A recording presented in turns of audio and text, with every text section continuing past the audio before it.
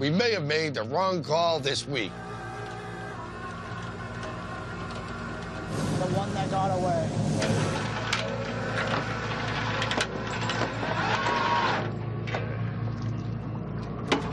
For now, we're still empty, but we're not giving up yet. We'll just keep plugging away. Sooner or later, it's not a question of if. Sooner or later, those rods will bend.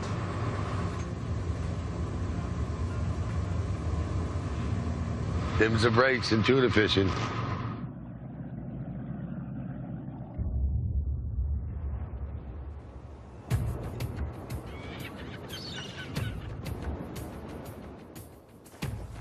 This is our drift right here, guys. This is the drift. We're gonna get a bite on this.